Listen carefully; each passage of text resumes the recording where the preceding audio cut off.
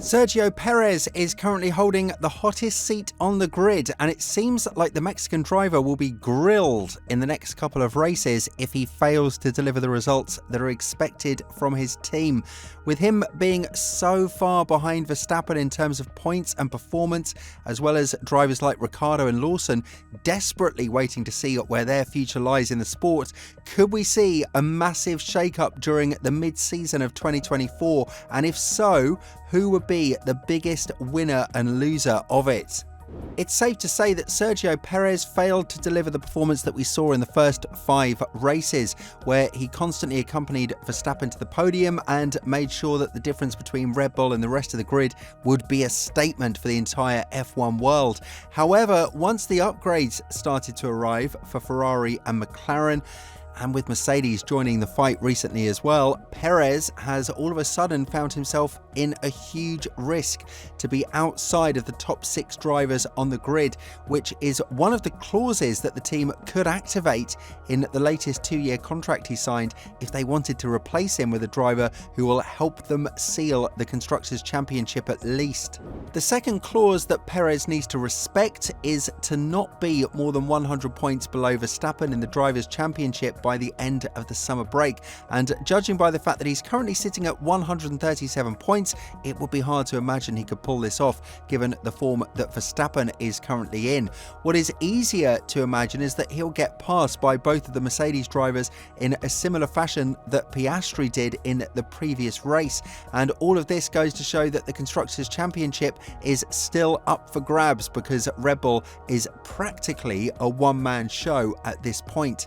These changes didn't go unnoticed within the circles of the Austrian team, as Helmut Marko went on to say that the risk of Perez is definitely under danger if we are to consider his recent performance. Elaborating on this, Marko said, "All Formula One contracts have exit clauses. Most of them are related to performance, or let's say for the top drivers. As I mentioned before, we will have an evaluation during the summer break and then we will make a decision."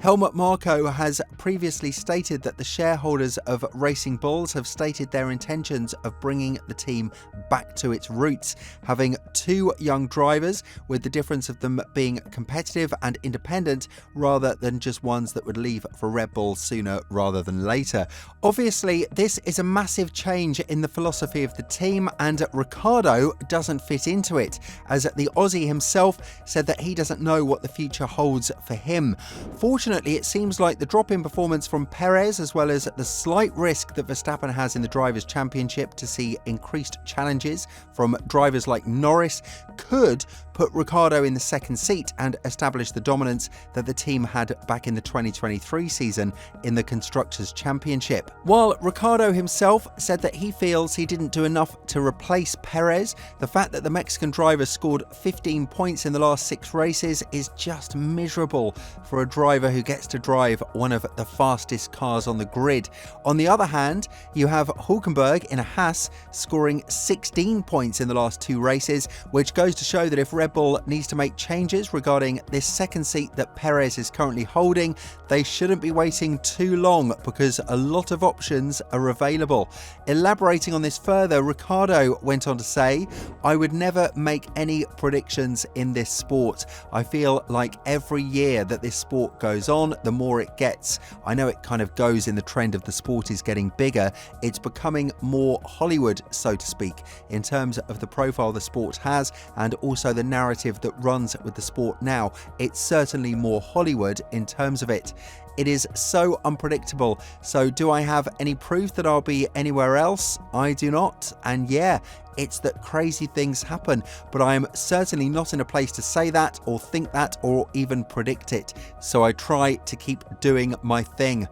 Horner himself stated that he believes the contract of Perez would help him find back his mojo, as he did back in the past when he lost it after the Miami GP in 2023, where he missed out on Q3 in 5 5 consecutive races and made the podium only once. However, the situation is a lot worse now, and it became obvious that the continuation of the contract was done primarily due to the financial backing that Perez has with himself, mostly through Telmex, and then with the sale of merchandise in Latin America, a market that Red Bull wouldn't have broken through had it not been for the veteran driver. When talking about the current situation at Red Bull and whether the team was a bit too early in the process of continuing the collaboration with Perez, Horner went on to say, "That is a brutally hard question, but of course the point when you sign a driver is that the contents of any agreement are not going to be disclosed to all of you in the media. So at that time it made absolute sense to sign Perez,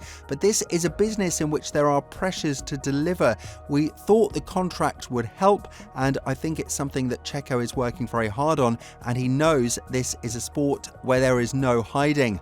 Nobody expects Perez to be outperforming Verstappen or to put a challenge on his name day in and day out, especially with all of the reports that the car is more suited to the Dutchman's style of driving, with the oversteering nature of the car, which is something that maybe doesn't suit Perez at all. However, being so far away behind the grid and fighting for P8 is not what Red Bull needs their second driver to be doing, especially not now when you have the other top 3 teams scoring huge points with both of their drivers. This is where Liam Lawson comes into the question as well. We've seen that the Kiwi driver has been promised a seat for 2025, but with how all things went down in the past couple of months, many of us believed that he wouldn't get to drive next to Tsunoda as Ricciardo was approaching an extension of his contract with the Italian squad. A lot has changed in the past couple of races though, and Helmut Marko himself confirmed that they have something ready for Lawson in 2025 when talking about the shareholders of the team wanting to have 2 young and competitive drivers rather than what they have right now. Of course, the team would miss out a lot on the technical input that Ricciardo is delivering right now, which might be one of the primary reasons why the team managed to separate themselves from the bottom and be P6 in the Constructors' Championship. However, there is one massive advantage that Racing Bulls would lose if they were to let go of Ricciardo, and that is the marketing value that he brings to the team. Similar to Perez, Ricciardo is valued a lot more for what he does for his team outside of the track than on it, and the marketing value that the 8-time race winner has was one of the primary reasons why Visa decided to join the sport the way they did. This is why it was a bit confusing to see the shareholders neglect the wishes of their title sponsor, and furthermore put the collaboration in great jeopardy if these reports are to be believed. Nevertheless, Lawson was given a tyre test in Silverstone that would consist of driving the RB20 for around 200 kilometres in a similar fashion that saw Ricciardo replace De Vries back in 2023 during the same period as well, the mid-season development of events.